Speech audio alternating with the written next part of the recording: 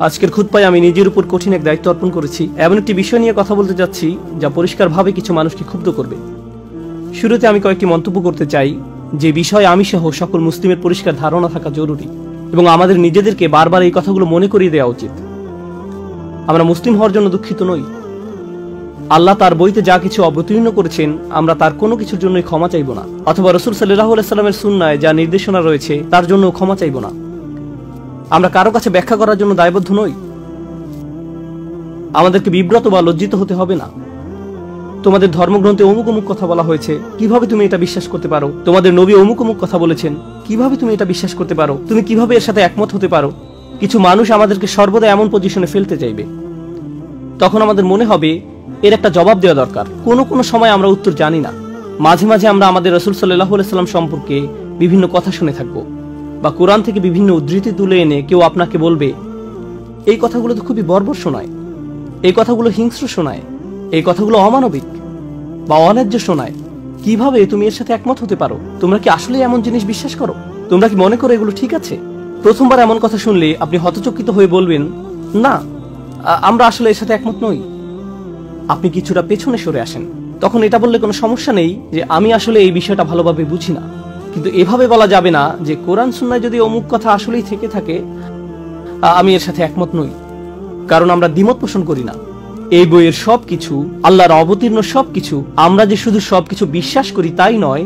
যদিও কেউ কেউ অস্বস্তি অনুভব করে, প্রথমত এরকম অস্বস্তি অনুভব করার কোনো সুযোগ নেই। সুম্মা লা ইয়াজিদু ফি আনফুসিহিম হারাজাম মিম্মা কাদাইত, তাদের অন্তরে যেন কিছুমাত্র কুণ্ঠাবোধ না থাকে তোমার যে কোনো সিদ্ধান্তের ব্যাপারে। ইসলামের অনুসারী হিসেবে আমরা এমনই, এটাই আমাদেরকে মুসলিম বানায়। আমাদের যে শুধু অস্বস্তি থাকে না তাই নয়, বরং আমরা আল্লাহর নিকট আনন্দিত। তিনি যত কিছু অবতীর্ণ করেছেন তার সবকিছুর জন্য। এই বই আমাদের জন্য অস্বস্তির কারণ নয়, এই বই আমাদের জন্য আনন্দের উৎস। ফাবিযালিকা ফালিয়াফরাহু ওয়া খায়রুম মিম্মা ইয়াজমাউন, কোরআনের জন্য তারা আনন্দিত হোক। কোরআনের প্রতিটি আয়াত এটা আমার ঈমানের অংশ, আপনার ঈমানের অংশ। কোরআনের প্রতিটি আয়াতের জন্য আমরা দারুণভাবে প্রফুল্ল হওয়া উচিত, যার পরনে আনন্দিত। এই বইয়ে বিশ্বাস স্থাপন করার কারণে আমি গর্বিত। এর প্রতিটি আয়াতের উপর আমার আত্মবিশ্বাস রয়েছে। এটা একটা সমস্যা যখন আমি আর আপনি চিন্তা করতে শুরু করি আল্লাহ কোরআনে কিছু কথা বলেছেন, জানি আমাদের সতর্ক থাকা উচিত। আমি কিভাবে এটা অন্যদের কাছে ব্যাখ্যা করব? ভাই, কোনো অমুসলিম যদি প্রশ্ন করে আমি সমস্যায় পড়ে যাব। আমরা গর্তে লুকিয়ে যাই। বিষয়টা আমার আপনার জন্য খুবই লজ্জার যে আমরা জানি না আল্লাহর বইতে কি বলা আছে। আর যখন আমরা জানি না আল্লাহর বইতে কি বলা আছে তখন আমরা তার ব্যাখ্যা করার চেষ্টা করি না। সর্বপ্রথম এই বিষয়টি আমি আপনাদের দৃষ্টিগোচর করতে চেয়েছিলাম আজকের আলোচ্য বিষয় ঝাঁপিয়ে পড়ার পূর্বে। দ্বিতীয় যে বিষয়টির প্রতি আমি আপনাদের মনোযোগ আকর্ষণ করতে চাই, এই বইটি শুধু হেদায়েতের বই নয়, এটি স্বাভাবিক মানব প্রকৃতির বই বটে, ফিতরাতের বই। আল্লাহ এই বইটি মানব জাতির উপকারার্থে নাজিল করেছেন, মূলত এমনকি জিনেরাও এই কিতাব থেকে উপকৃত হতে পারে। আর তিনি যেহেতু এই বই অবতীর্ণ করেছেন, তিনি একেবারে ভালো করেই জানেন কার কাছে এই বই পাঠানো হচ্ছে, যাদেরকে তিনি নিজেই সৃষ্টি করেছেন। আলা ইয়ালামু মান খালাক, যিনি সৃষ্টি করেছেন তিনি কি জানেন না? আল্লাহ আমাকে আপনাকে কোনো নির্দেশনা দিবেন না আমরা আসলে কে তা জানার পূর্বে। আর আমরা নিজেদের সম্পর্কে যতটুকু জানি তিনি তার চেয়েও বেশি জানেন।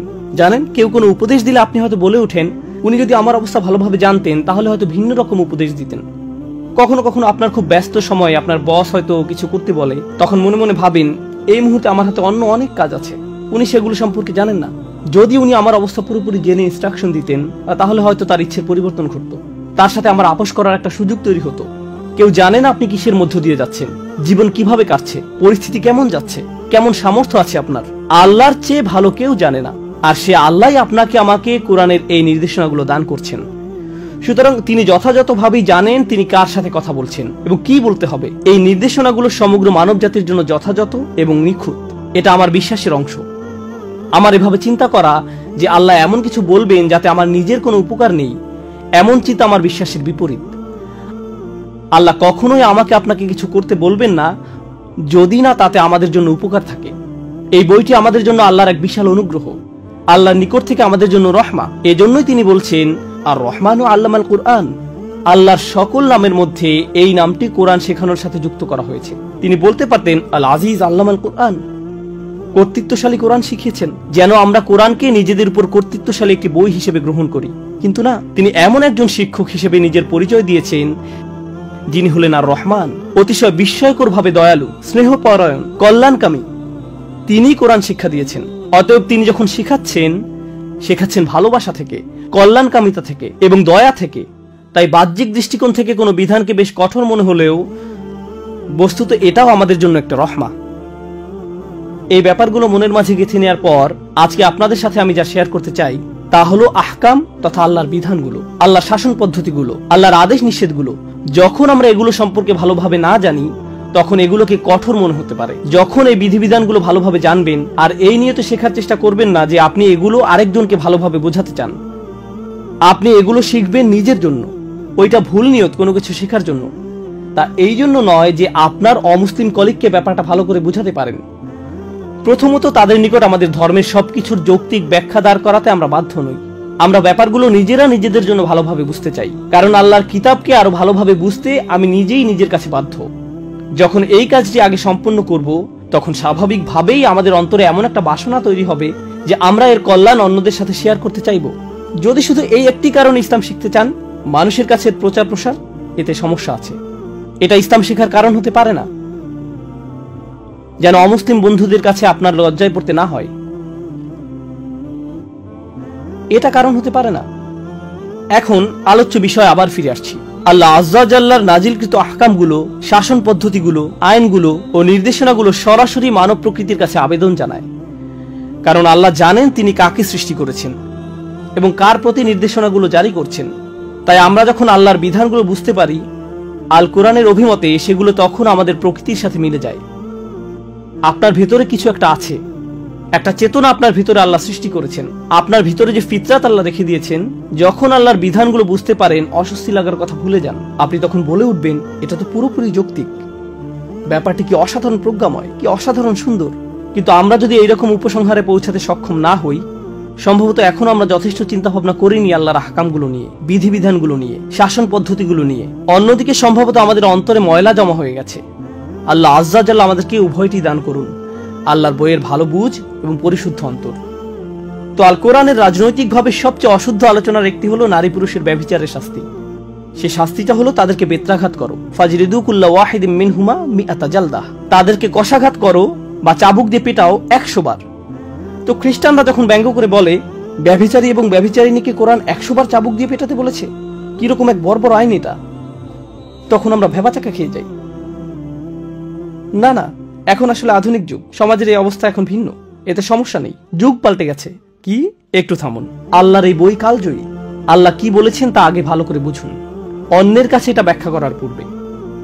ইবনে আশুর রাহিমাহুল্লাহ আজ-জানিয়া জানিয়াত শব্দদ্বয়ের উপর মন্তব্য করতে গিয়ে বলেন, যেটা আয়াতের শুরুতে এসেছে, যেহেতু এটা ইসম বা নাউন হিসাবে ব্যবহৃত হয়েছে, এটা ইঙ্গিত করে যে এই বিধান ওই সমস্ত মানুষদের জন্য যারা সব সময় বারবার ব্যভিচার করতে থাকে।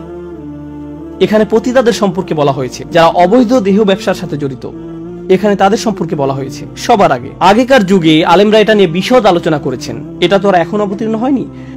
প্রাচীনকালে বড় বড় আলেমরা এই আয়াতের প্রসঙ্গ নিয়ে বিস্তারিত আলোচনা করেছেন, এখানে কাদের সম্পর্কে বলা হচ্ছে। আর এটা মদিনার অন্যতম একটা বড় সমস্যা ছিল রাসূলের আগমনের পূর্বে সাল্লাল্লাহু আলাইহি সাল্লাম। এখন রাসূল সাল্লাল্লাহু আলাইহি সাল্লাম মদিনাতে এসেছেন, তবুও সমস্যাটি চলতে থাকলো। তাই কোরআনকে এই শহরে আগে থেকে চলে আসা একটি সমস্যা নিয়ে মন্তব্য করতে হয়। সমস্যাটা এতটাই প্রকট ছিল যে এই অংশটা গুরুত্বপূর্ণ। আমার মনে হয় এখানে উপস্থিত সবাই জেনে থাকবেন যে 4 জন সাক্ষী উপস্থিত করা ছাড়া ব্যভিচারের শাস্তি দেওয়া যায় না। আপনারা সবাই এটা শুনে থাকবেন হয়তো, 4 জন সাক্ষী থাকতেই হবে। এখন মাথায় সামান্যতম বুদ্ধি আছে এমন যে কোনো মানুষ এটা বুঝবে যে 4 জন ব্যক্তি সামনে রেখে কেউ কখনো এমন কাজ করে না। 4 জন সাক্ষীর সামনে কেউ এই কাজ কখনো করবে না। 4 জন সাক্ষী থাকার একমাত্র সম্ভাব্য ক্ষেত্র হলো আপনি যদি রাস্তাঘাটে জনসম্মুখে এই অপকর্ম করেন। আধুনিক আইনের ভাষায় যাকে বলে জনসম্মুখে অশ্লীল কার্যকলাপ। অনেক দেশে এই ধরনের আইন রয়েছে, জনসম্মুখে অশ্লীল কার্যকলাপ প্রতিরোধী আইন রয়েছে। প্রকৃতপক্ষে এ ধরনের কিছু যদি এখনকার রাস্তায় ঘটে, টেক্সাসের আইন রয়েছে এদেরকে গ্রেফতার করার এবং শাস্তি দেওয়ার। এখানে অপকর্ম যদি বিমানে ঘটে, তখন আইন রয়েছে কয়েক বছর জেলে কাটাতে হবে। অতএব এটা ইসলাম কর্তৃক নতুন কিছু প্রবর্তন নয়। এমন নয় যে ইসলাম এটা নতুন ভাবে এনেছে, আগে কেউ কখনো এমন আইনের কথা শোনেনি। বস্তুত এই পৃথিবীর সকল সভ্য জাতির জনসম্মুখে অশ্লীল কার্যকলাপ প্রতিরোধী আইন রয়েছে, তাদের আছে। আর তাই কোরআনেরও আছে, কারণ কোরআন একটি নতুন সভ্যতার উন্মেষ ঘটাতে যাচ্ছে, ইমানদারদের নিয়ে একটি নবসভ্যতার জাগরণ ঘটাতে যাচ্ছে। আর জনসম্মুখে অশ্লীল কার্যকলাপ ছোট কোনো অপরাধ নয়, কারণ এমন অপকর্ম যদি সবার সামনে রাস্তাঘাটে ঘটতে থাকে, যেখানে 4 জন ব্যক্তি পাশ দিয়ে হেঁটে যাওয়ার সময় অনায়াসে দেখতে পায়, তখন বাচ্চারা পাশ দিয়ে হেঁটে যেতে পারে, নির্দোষ শিশু কিশোররা হেঁটে যেতে পারে, যারা জীবনে কখনো এমন চিত্রের মুখোমুখি হয়নি। আর এটা মানসিকভাবে তাদের চরম ক্ষতি সাধন করতে পারে, এমন একটি ভিত্তি নষ্ট করে দিবে পারিবারিক জীবন ব্যবস্থার, যেটা একেবারে মূলে অবস্থান। এটা মানুষের মাথা নষ্ট করে দিবে। এমন কিছু যা গোপন থাকার কথা, আপনি যদি তাকে সর্বসাধারণের সামনে উন্মুক্ত করে দেন, তখন এটা মানুষকে নষ্ট করে ফেলে, তাদের চিন্তা ভাবনা দূষিত করে দেয়। চলুন কিছুটা পেছনে সরে এসে একটা বিষয় বোঝার চেষ্টা করি।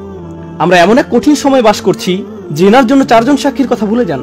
আপনি এখন 4 মিলিয়ন সাক্ষীও জোগাড় করতে পারবেন, কারণ পর্নোগ্রাফি ইন্ডাস্ট্রি, নোংরামের ইন্ডাস্ট্রি ব্যভিচার বিক্রি করে, বিলিয়ন বিলিয়ন ডলারের ব্যবসা করে।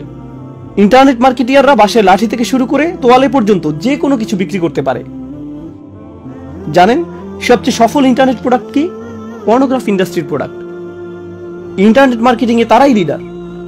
যদি ইন্টারনেট মার্কেটিং এর কোনো সেমিনারে যোগ দেন, দেখবেন ইন্ডাস্ট্রিতে সবচেয়ে সফল ব্যক্তি, নিজের বিনিয়োগ থেকে যে সবচেয়ে বেশি উপার্জন করে, সে হলো ওই ব্যক্তি যে অনলাইনে জেনা ব্যভিচার বিক্রি করে। ওরাই একেবারে সবার আগে থাকে। তো ব্যাপারটা এখন সম্পূর্ণরূপে মানুষের চোখের সামনে। আর ব্যাপারটা যখন এতটাই জনসম্মুখে বর্তমান, কল্পনা করতে পারেন কি পরিমাণ ক্ষতি সাধন করে মানুষের মন মানসিকতায় যারা এগুলো দেখে, কি পরিমাণ ক্ষতি এটা ইতিমধ্যে করে ফেলেছে। কত লক্ষ কোটি শিশুরা মানসিকভাবে ক্ষতিগ্রস্ত হয়েছে, কত কিশোর কিশোরীর মন মানসিকতা নষ্ট করে দিয়েছে অসভ্যতা, কত শত বিবাহ ধ্বংস হয়ে যাচ্ছে এই নোংরা চিত্রগুলো জনসম্মুখে ভেসে বেড়ানোর কারণে। এই অসভ্য চিত্রগুলো চোখের সামনে না এসে পড়াটা এখন কতটা প্রায় অসম্ভব হয়ে দাঁড়িয়েছে, যত চেষ্টাই আপনি করেন না কেন। কারণ অগণিত অর্থ ব্যয় করা হচ্ছে এটা নিশ্চিত করার জন্য যে আপনি যেন এরকম কিছু একটা দেখতে বাধ্য হন। তাই কোরআন এসে বলেছে এটা খুবই সংকটজনক এক সমস্যা, যার রয়েছে খুবই ক্ষতিকর এবং ধ্বংসাত্মক প্রভাব। মানুষের বুদ্ধিতে জট পেকে যাবে, এগুলো তাদের চিন্তা ভাবনাগুলো গলিয়ে ফেলবে, মাথা নষ্ট করে দিবে। তাদের দ্বারা এমন সব অপরাধ সংঘটিত হবে যা এমনকি বুঝেও আসবে না।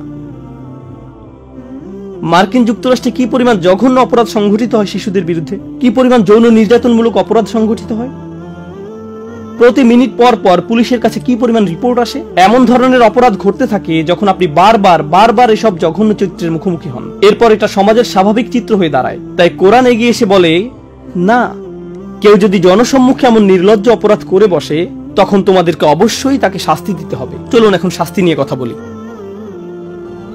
তাদেরকে হত্যা করতে বলা হয়নি, তাদেরকে চাবুক পেটা করতে বলা হয়েছে 100 বার। আর যখন 100 বার চাবুক পেটা করা হয়, আল্লাহ আজ্জা জাল্লা শুধু বলেননি চাবুক পেটা করো, এতেই সমস্যা শেষ।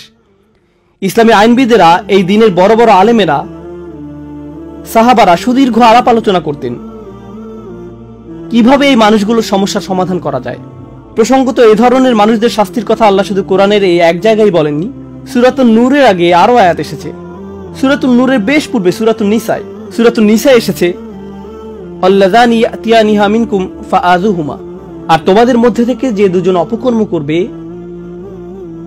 কোন লোক ইসলাম গ্রহণ করলো সে সময়ের মদিনাতে, সে ইসলাম গ্রহণ করলো, বা কোনো মেয়ে ইসলাম গ্রহণ করলো, কিন্তু ইসলাম গ্রহণ করার পূর্বে তারা বয়ফ্রেন্ড গার্লফ্রেন্ড ছিল, তারা বিবাহ বন্ধনে আবদ্ধ ছিল না। বিয়ে ছাড়া যে এমন সম্পর্ক স্থাপন করা যাবে না তা তারা জানতো না, কারণ তারা মুসলিম ছিল না। এখন হঠাৎ করে তারা ইসলাম গ্রহণ করে ফেললো। শাহাদা গ্রহণ করার পর এক রাতের মধ্যেই তারা বিশাল ধার্মিক হয়ে গেছেন। ব্যাপারটা এমন নয়, তারাও মানুষ ছিলেন, তারা ধীরে ধীরে ধার্মিক হয়ে উঠছেন। যেমন আল্লাহ নিজেই বলছেন, লাতার কাবুন্না তবাকান আন তবাক, তোমরা অল্প অল্প করে নিজেদের উন্নত করে তুলবে। তাই আল্লাহ এমন ধরনের দৃশ্যপটের কথা আলোচনা করেছেন। রাসূলের মাদানী জিন্দেগির একেবারে শুরুর দিকে এমনকি কোনো মুসলিমও হয়তো এ ধরনের কোনো ভুল কাজ করে ফেলতে পারে। কোনো যুবক ছেলে নফসের তাড়না বিয়ে ছাড়াই কিছু একটা করে ফেললো, সে এখনো বিয়ে করেনি, কিন্তু একটি মেয়ের সাথে সে কিছু একটা করে ফেললো। এখন এদেরকে নিয়ে কি করবেন? কোরআনের আয়াত অবতীর্ণ হলো, যা এই আয়াতগুলো দ্বারা মানসুখ হয়ে গেছে অনেক আলেমের অভিমতে। তাদের জন্য কোন ধরনের শাস্তি নির্ধারণ করা হয়েছিল? আল্লাযানি ইয়াতিয়ানিহা মিনকুম, আর তোমাদের মধ্যে থেকে যে দুজন অপকর্ম করবে, ফাআযুহুমা, তাদেরকে শাস্তি প্রদান করো। কিভাবে শাস্তি দিতে হবে তা আল্লাহ বলেননি, তিনি শুধু বলেছেন তাদেরকে শাস্তি প্রদান করো। তো সাহাবারা এটা নিয়ে দীর্ঘ আলোচনায় লিপ্ত হতেন। ইবনে আব্বাস রাদিয়াল্লাহু তাআলা আনহু এবং কয়েকজন সাহাবা বলতেন, আল্লাহ হয়তো এখানে তাদেরকে বকাঝকা করার কথা বলছেন, তাদেরকে ডেকে এনে ধমক দিয়ে বলো কিভাবে তোমরা এমন কাজ করতে পারলে। অন্য কেউ বলতেন, আমাদের উচিত একটি লাঠি দিয়ে তাদের পায়ের নিম্নাংশে পেটানো 10 বারের মতো। তখন এটাই হবে তাদেরকে কষ্ট দেওয়া। তাদেরকে চাবুক পেটা বা কাটা ছেঁড়ার কথা কেউ কখনো চিন্তাই করেনি। উল্টো করে ঝুলিয়ে রাখা বা পাথর মারার কথাও কেউ চিন্তা করেনি। না না না, তখন এই ধরনের কোনো বিধান আসেনি। তারা যুবক বয়সে তাড়নায় একটি ভুল করে ফেলেছে, ব্যাপারটাকে সহজভাবে গ্রহণ করুন। তারা মাত্র কিছুদিন হলো ইসলাম গ্রহণ করেছে, ভুল কাজটা ঘটে গেছে, ঠিক আছে, তাদেরকে তিরস্কার করতে হবে। প্রসঙ্গত এটা কোরআনেরই বিধান, ফাইন তাবা ওয়া আসলাহা ফাআরিদু আনহুমা। অতঃপর যদি তারা তওবা করে এবং বলে যে আমরা আর কখনো এমন কাজ করব না, বা যদি তাদের বিয়ে হয়ে যায় তবে তাদেরকে ছেড়ে দাও। এটা নিয়ে আর বাড়াবাড়ি করতে যেও না। ফাআরিদু আনহুমা, তাদেরকে উপেক্ষা করো, তাদের ব্যাপারে নিবৃত্ত হও। ইন্নাল্লাহা কানা তাওয়াবার রহিমা, নিশ্চয়ই আল্লাহ অতিশয় তওবা কবুলকারী, পরম দয়ালু। তাদেরকে স্বাভাবিক জীবনযাপন করতে আর বাধা দিও না। তারা বড় একটি ভুল করেছে, কিন্তু এখন তাদেরকে অন্য সবার মতো স্বাভাবিকভাবে চলতে দাও। তাদেরকে আর অপমানিত করো না, যা করার তা ইতিমধ্যে করেছো।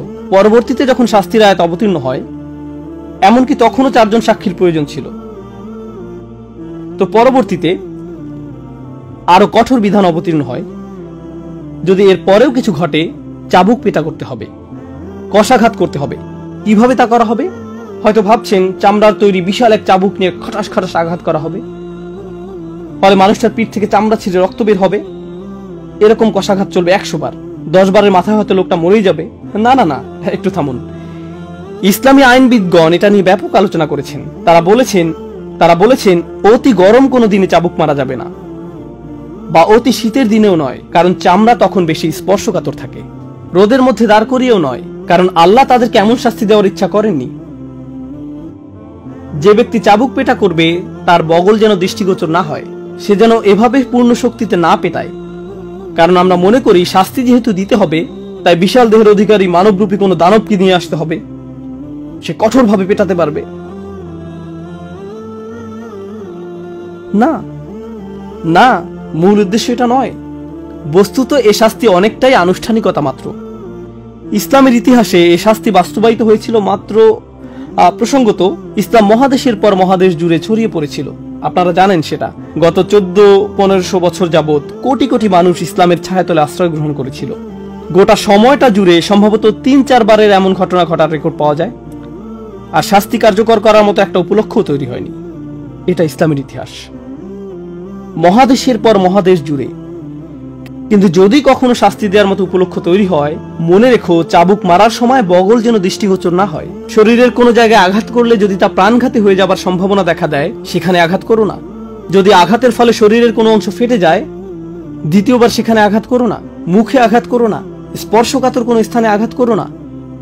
এভাবে পুঙ্খানুপুঙ্খ নির্দেশ দেওয়া হয়েছে। কিন্তু এটা আসলে আমার খুতবার মূল বিষয়বস্তু নয়। এই শাস্তি ব্যাখ্যা করার জন্য আজকের খুতবার অবতারণা করা হয়নি। ব্যাপারটা হলো, আল্লাহ সিদ্ধান্ত নিয়েছেন জনসম্মুখে অশ্লীল কার্যকলাপ বড় ধরনের অপরাধ, কারণ এটা সমাজ নষ্ট করে ফেলে, তাই এর জন্য শাস্তি দিতে হবে।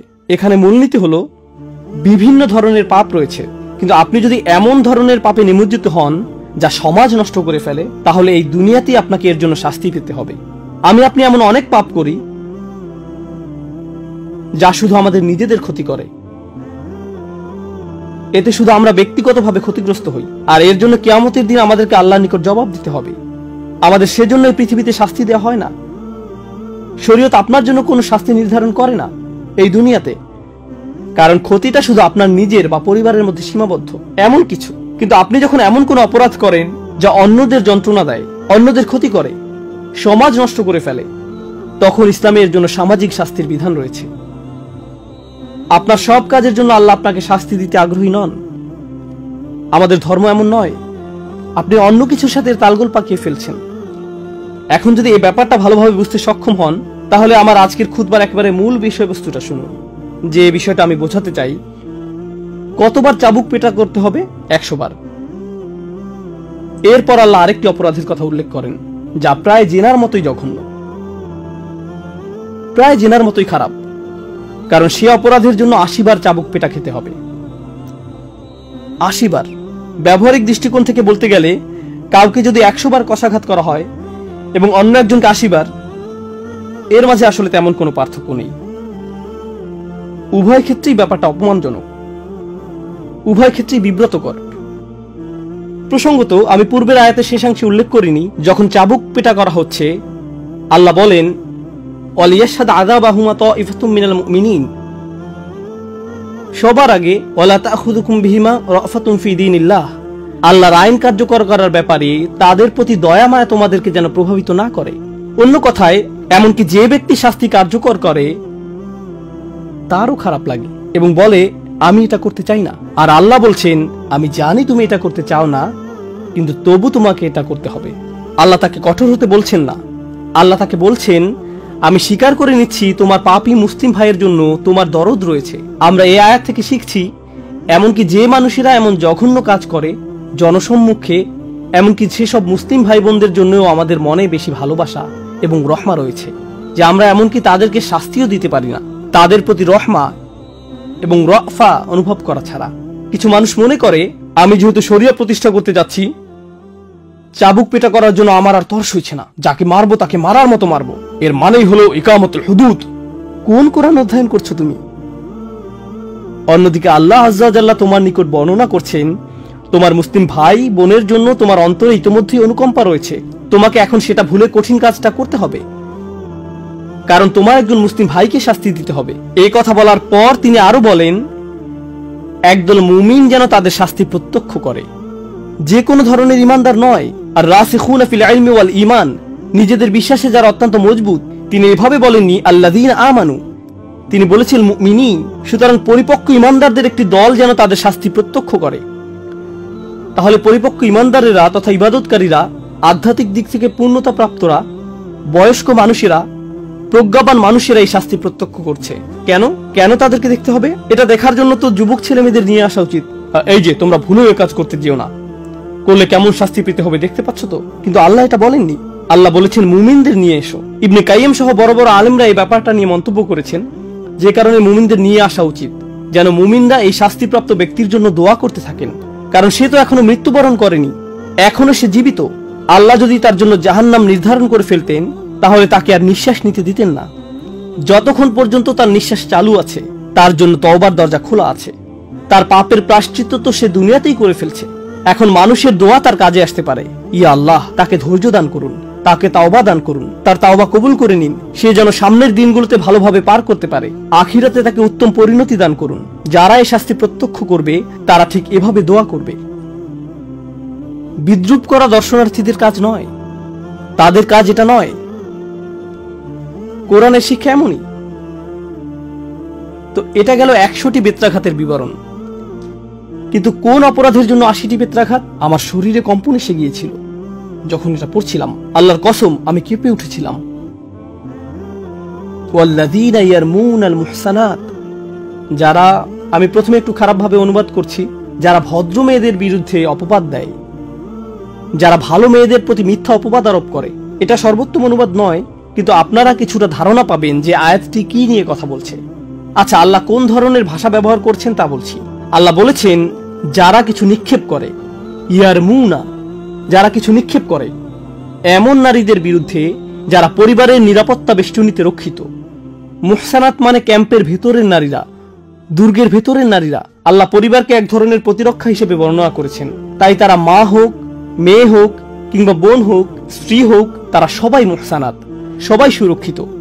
এই সমস্ত নারীরা যারা একটি পরিবারের অংশ, কেউ যদি এদের প্রতি কিছু নিক্ষেপ করে, এখন এর মানে কি? কোরআন হলো আবলাগুল কালাম। আমি আমার খুতবার আরবি অংশে যেমন বলেছিলাম, সবচেয়ে নিখুঁত বক্তব্য। আল্লাহ বলতে পারতেন আল্লাযীনা ইয়াত্তাহিমুনাল মুহসানাত বিজ্জিনা, যারা নারীদের বিরুদ্ধে ব্যভিচারের অভিযোগ আরোপ করে। আওদাহ, এটা আরো বেশি স্পষ্ট, কিন্তু তিনি এটা বলেননি। আল্লাহ আজ্জা ওয়া জাল্লা তার বক্তব্যে খুবই সুনির্দিষ্ট। মানুষ তো আর একজন নারীর কাছে গিয়ে বলবে না যে সে ব্যভিচার করেছে। তারা এভাবে কানাঘুষা করবে, ওই যে ওই মেয়েটা, আমার মনে হয় সেদিন আমি তাকে অমুক ছেলের সাথে দেখেছি। আমি জানি না তারা কি নিয়ে কথা বলেছিল। শুধু এতটুকুই, শুধু এতটুকু বললেই আপনি অপরাধী। জানেন মানুষ কি করে? সবচেয়ে জঘন্য কিছু বলার আগে আমি বলছি না যে সে, কিন্তু যখনই আপনি বলেন আমি বলছি না যে, তার মানে আপনি সবচেয়ে জঘন্য কিছু বলতে যাচ্ছেন। যদি কিছু না বলতেন কতই না ভালো হতো, কিন্তু আপনি বলছেন। আর মানুষ যখন এমনটা করে, বাজে মন্তব্য ছুড়ে দেয়, ওই যে ওই দুইটা, আমি জানি না ওদের ভিতরে কি হচ্ছে, ডাল মে কুছ কালা হ্যায়, কুছ চক্কর চল রাহা হ্যায়, কিছু একটা হচ্ছে। আমার মনে হয় আমি কিছু টেক্সট মেসেজ দেখেছি, আমি তাকে ফোনে কথা বলার সময় হাসতে দেখেছি। এই হাসার মানে কি? তারা এত কাছাকাছি দাঁড়িয়ে আছে কেন? অমুকটা কেন হচ্ছে, তমুকটা কেন হচ্ছে? শুধু এই মন্তব্যগুলো, এগুলোই যথেষ্ট ইয়ার মুন আল মুহসানাতের ভেতরে পড়ে যাওয়ার জন্য। কারণ আল্লাহ ভাষাটা খোলা রেখেছেন। আপনি হয়তো একেবারে স্পষ্টভাবে তাদের প্রতি অভিযোগ আরোপ করেননি, আপনি জাস্ট ওই দিকে কিছু কথা ছুড়ে দিয়েছেন, আর বাকিটা শয়তান এবং আপনার কল্পনার কাজ। কারণ আপনি যখন বলেন আমি কিছু বলছি না, কিন্তু ওই দুইটা, আমি জানি না, এরপর পরের জন বলবে আমি জানি না আপনি শুনছেন কিনা, কিন্তু জানেন আমি কি শুনছি? ওই দুইজন, আমার মনে হয় তারা দুইজন। এরপর ব্যাপারটা খারাপ থেকে আরো খারাপ হতে থাকে। সবাই বলছে কাউকে কিছু বলতে যেও না, কিন্তু সবাই এটা নিয়ে কথা বলছে, আর সবাই সবাইকে বলছে আর কাউকে বলবেন না। সবাই বলছে কাউকে কিছু বলতে যেও না। এরপর কি ঘটে? একটি সমগ্র পরিবারের মান মর্যাদা ধূলিসাৎ হয়ে যায়, একজন নারীর মর্যাদা ধ্বংস হয়ে যায়, যার বিরুদ্ধে আপনার কাছে কোনো প্রমাণ নেই, কিন্তু আমি তাদেরকে মার্কেটে দেখেছি। রিয়েলি? সুম্মা লাম ইয়াতি আরবাআতি শুহাদা। যদি আপনি কারো বিরুদ্ধে এমন অভিযোগ আরোপ করেন কিন্তু 4 জন সাক্ষী জোগাড় করতে পারেননি, অতঃপর তারা 4 জন সাক্ষী নিয়ে আসেনি। ইসলামী আইনবিদেরা আরো বর্ণনা করেছেন, সিনেমা হলে তাদের 2 জনকে একসাথে দেখার 4 জন সাক্ষী আনলে হবে না, বা শপিং মলে একসাথে ঘুরতে দেখলেও হবে না, অথবা একই দিকে যেতে দেখলেও হবে না। না না না না না, যদি 4 জন সাক্ষী তাদের চূড়ান্ত পাপ করতে না দেখে, তাদের নিজেদের চোখ দিয়ে, যদি এটা তারা না দেখে থাকে, তাহলে এই অভিযোগকারীদেরকেই 80 বার চাবুক পেটা করো। মানুষের মর্যাদা নিয়ে কোনো ধরনের চিন্তাভাবনা ছাড়াই বাজে মন্তব্য করার পরিণতি কি ভয়ঙ্কর তা বোঝার চেষ্টা করুন। বিশেষ করে একজন মুসলিম নারীর মর্যাদা, এর গম্ভীরতা বোঝার চেষ্টা করুন। জনসম্মুখে জিনাকারীদের শাস্তির পাশেই আল্লাহ এদের শাস্তির কথা উল্লেখ করেছেন। আমি এই কথাটির মাধ্যমে সমাপ্তি টানছি। আমি চাই আপনারা এটি নিয়ে চিন্তা ভাবনা করুন। আল্লাহ যখন জনসম্মুখে জিনাকারীদের বা ব্যভিচারীদের কথা বর্ণনা করছেন, এর শেষে কি আল্লাহ তাদের জন্য ক্ষমার দরজা খুলে দিচ্ছেন না? আল্লাহ তাদের সম্পর্কে বলছেন যে তাদের শাস্তি দিতে হবে, কিন্তু মুমিনরা ইতিমধ্যে তাদের জন্য অন্তরে দয়া অনুভব করে। মুমিনদের একটি দল যেন এটা পর্যবেক্ষণ করে এবং তাদের জন্য দোয়া করতে পারে, এটা এখানে ইঙ্গিত। কিন্তু যখন অভিযোগকারীদের কথা আসলো, যারা অন্যদের প্রতি অভিযোগ ছুড়ে দেয়, যারা অপবাদজনক মানহানিকর মন্তব্য ছুড়ে দেয়, বা বলে যে না আমরা তো আর অভিযোগ করছি না, তারা এমন কিছু বলে না, শুধু জিজ্ঞেস করে। আর এটা একটা ভালো কৌশল। আমি তো আর কিছু বলছি না, আমি শুধু জানতে চাইছি তোমার কি মনে হয় এই 2 জনের মধ্যে কিছু একটা ঘটে চলছে? শুধু এইটুকুই। প্রশ্ন করাটাও ছুড়ে দেওয়ার পর্যায়ে পড়ে যায় যখন শুধু এতটুকুন করেন। আল্লাহ এই মানুষদের সম্পর্কে কি বলেছেন? শুধু চাবুক পেটা নয়, তিনি আরো বলেন ওয়ালা তাকবালু লাহুম শাহাদাতান আবাদা, তোমরা আর কখনোই তাদের সাক্ষ্য গ্রহণ করো না। এই মানুষগুলোর কোনো সাক্ষ্য আর কোনোদিন গ্রহণ করে নিও না। ইয়া আল্লাহ, এটা তো আরো ভয়ঙ্কর শোনা যাচ্ছে। এটাই শেষ নয়, তদুপরি ওয়া উলাইকা হুমুল ফাসিকুন, আর এরাই হলো চূড়ান্ত নীতিভ্রষ্ট। আল্লাহ এই কথা এমনকি ব্যভিচারীদের সম্পর্কেও বলেননি, তিনি তাদের সম্পর্কে বলেননি, কিন্তু এদের সম্পর্কে বলেছেন ওয়া উলাইকা হুমুল ফাসিকুন। প্রশ্ন হলো কেন এদের চাবুক পেটা করা হচ্ছে? এটাই খুতবার শেষ কথা। কেন এদের চাবুক পেটা করা হচ্ছে? কারণ আপনি যখন এরকম মন্তব্য ছুড়ে দেন, আপনিও সমাজ নষ্ট করছেন। মনে আছে আমি যে বলেছিলাম আল্লাহ এই দুনিয়াতে শুধু এমন অপরাধের শাস্তি প্রদান করেন যা সমাজ নষ্ট করে ফেলে, যা অন্যদের ক্ষতি সাধন করে। আপনি যখন একজন মুসলিমের সম্মান নষ্ট করেন, মুসলিম পুরুষের বা মুসলিম নারীর, আপনি যখন তাদের মর্যাদা হানি করেন, এটা এই পৃথিবীতেই একটা শাস্তিযোগ্য অপরাধ, শুধু আখিরাতে নয়। খুবই সিরিয়াস একটা ব্যাপার। ইজ্জত, ইকরাম, আভিজাত্য, একজন মুসলিমের মান সম্মান আল্লাহর নিকট খুবই বড় একটা বিষয়। আল্লাহ এটাকে সুনির্দিষ্ট করে আলাদাভাবে উল্লেখ করেছেন। তিনি বলেন, ওয়ালিল্লাহিল ইজ্জাতু ওয়ালি রাসূলিহি ওয়াল মুমিনিন, সকল মর্যাদা তো আল্লাহর, তার রাসূলের ও মুমিনদের। আল্লাহ মুসলমানদের এটা দান করেছেন। আপনি আমি এটা কেড়ে নিতে পারবো না যা আল্লাহ দান করেছেন। এটা এমন কিছু যা আল্লাহ দান করেছেন, আমাদেরকে এটা রক্ষা করতে হবে। আমরা আমাদের জিহ্বা দিয়ে সবচেয়ে ধ্বংসাত্মক কিছু করে ফেলতে পারি। যখন সন্দেহ তৈরি হয় তখন শুধু আল্লাহর এই কথাগুলো স্মরণ রাখুন, ইজতানিবু কাসীরাম মিনাজ যন্নি ইন্না বা'দাজ যন্নি ইসমুন। তোমরা অধিক অনুমান করা থেকে দূরে থাকো, নিশ্চয়ই কোনো কোনো অনুমান তো পাপ। কোনো কোনো অনুমান খুব ভয়াবহ পাপে পরিণত হতে পারে। ধারণা করা থেকে দূরে থাকো। মানুষকে সন্দেহের ক্ষেত্রে সুবিধা দান করুন। আপনি ওই দুজনকে চিনেন না, তারা পরস্পরের হাত ধরে আছে এবং ওই দিকে হেঁটে যাচ্ছে। ওহ, নিশ্চয়ই তারা বিবাহিত, অথবা হয়তো তারা ভাই বোন। না না, আমার তো মনে হয় না। থামুন, বাদ দিন, অন্যদিকে চলে যান, ইস্তিগফার করুন। এখানে আপনার মাথা ঘামানোর দরকার নেই। একজন ব্যক্তির উপর ইসলামের সৌন্দর্যের একটি দিক হলো তার সাথে সম্পর্কিত নয় এমন কাজ সে বর্জন করে চলে। এখানে আপনার হস্তক্ষেপ করার দরকার নেই, এটা নিয়ে কথা বলবেন না। আমরা দোয়া করছি আল্লাহ আজ্জা ওয়া জাল্লা যেন আমাদের জিহ্বা রক্ষা করেন, অন্তর রক্ষা করেন, পরস্পরের ক্ষতি করা থেকে যেন আমাদের রক্ষা করেন। আল্লাহ আজ্জা ওয়া জাল্লা আমাদেরকে তাদের অন্তর্ভুক্ত করুন যারা অন্যদের মান সম্মান নিয়ে কথা বলার সময় সাবধান থাকে। আল্লাহ আজ্জা ওয়া জাল্লা আমাদেরকে তাদের অন্তর্ভুক্ত হওয়া থেকে রক্ষা করুন যারা শুধু অজুহাত দিয়ে বেড়ায় এবং অজুহাতের পেছনে লুকায়। আল্লাহ আজ্জা ওয়া জাল্লা আমাদেরকে নিজেদের ভুলগুলো ভুল হিসেবেই দেখার সামর্থ্য দান করুন এবং তার কাছে ক্ষমা চাওয়ার সামর্থ্য দান করুন, এবং অন্যদের কাছেও যাদের সম্পর্কে আমরা মন্দ কথা বলে ফেলেছি। আল্লাহ আজ্জা ওয়া জাল্লা সকল মুসলিমদের ইজ্জত রক্ষা করুন, বিশেষ করে এই উম্মার মেয়েদের। আল্লাহ আজ্জা ওয়া জাল্লা আমাদের মায়েদের ইজ্জত রক্ষা করুন, আমাদের স্ত্রীদের, আমাদের কন্যাদের এবং আমাদের বোনদের। আল্লাহ আজ্জা ওয়া জাল্লা আমাদের সমগ্র পরিবারের মর্যাদা রক্ষা করুন, এবং আল্লাহ আজ্জা ওয়া জাল্লা আমাদেরকে এমন একটি প্রজন্ম গড়ে তুলতে সাহায্য করুন যারা আমাদের চেয়েও আল্লাহর অধিক নিকটবর্তী হবে। বারাকাল্লাহু লি ওয়া লাকুম ফিল কুরআনিল হাকিম ওয়া নাফা'নি ওয়া ইয়্যাকুম বিল আয়াতি ওয়া যিকরিল হাকিম।